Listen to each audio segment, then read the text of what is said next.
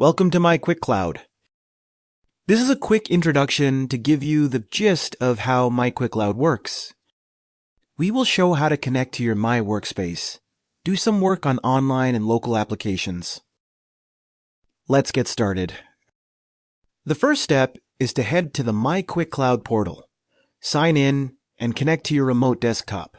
Once connected, you will see your MyQuickCloud dashboard and available cloud servers. This is now a dedicated private workspace on your cloud server.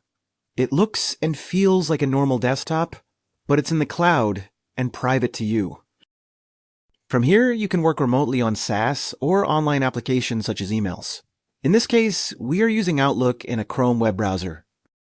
Next, we will show how to use a local application such as QuickBooks. These applications would have already been installed during setup, so other users can also use them. You can also switch between apps that are installed on your server, such as Excel. All your data and files are on the remote server, which makes it easier to back up and share with other users. Once you finish, you can disconnect from your workspace and leave all your applications running. So the next time you connect, everything is there to resume work. Thank you for watching. Please get in touch for more information.